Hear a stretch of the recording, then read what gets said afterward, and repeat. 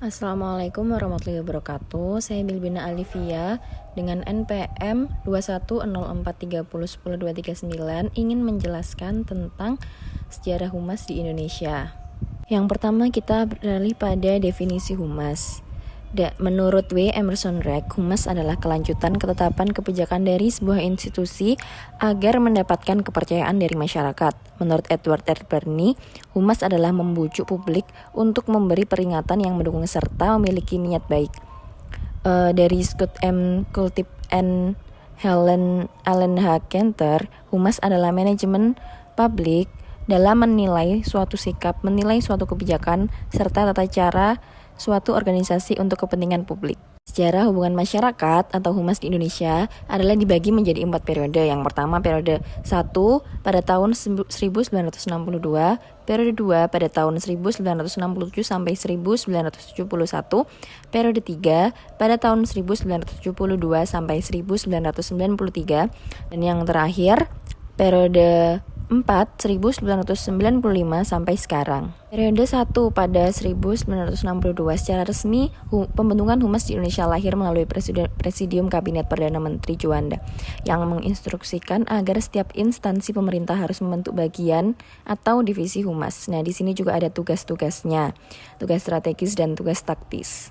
Pada periode 2 tahun 1967 sampai 1971, pada periode ini terbentuklah Badan Koordinasi Kehumasan atau Bakohumas. Tata kerja Bakohumas adalah ikut serta dalam semua kegiatan pemerintah dalam pembangunan bidang penerangan dan kehumasan, melakukan pembinaan dan pengembangan profesi kehumasan. Pada periode 3 tahun 1972 sampai 1993, di periode 3 ini ditandai dengan humas berada di kalangan profesional dalam kelembagaan swasta umum.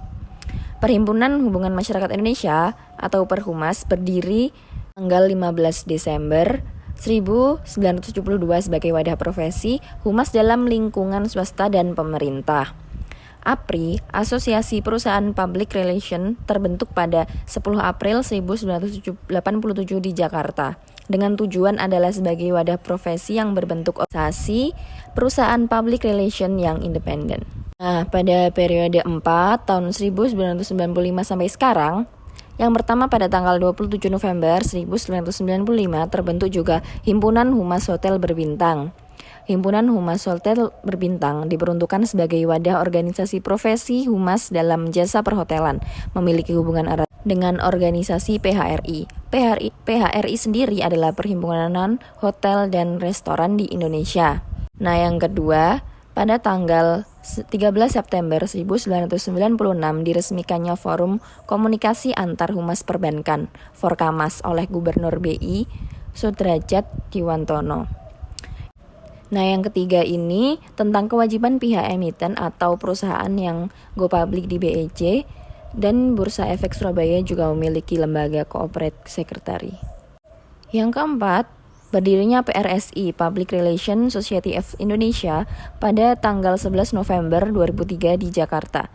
Ini menyerupai PRSA, Public Relations Society of America, sebuah organisasi profesi yang bergengsi dan berpengaruh serta mampu memberikan sertifikasi akreditasi PR profesional di Amerika yang diakui secara internasional. Yang terakhir ada penjelasan mengenai PRSI atau MAPRI, Masyarakat PR Indonesia. August Parengkuan diangkat menjadi ketua untuk pertama kalinya. August Parengkuan adalah wartawan senior harian Kompas dan mantan ketua Perhumas Indonesia. Tujuan organisasi MAPRI adalah untuk meningkatkan kesadaran, kebersamaan, kepedulian, pemberdayaan, juga adanya partisipasi para anggota untuk berkiprah sebagai public relation yang profesional dalam segala aktivitas di wilayah nasional maupun internasional. Sekian dari saya, mohon maaf apabila ada salah kata. Terima kasih. Wassalamualaikum warahmatullahi wabarakatuh.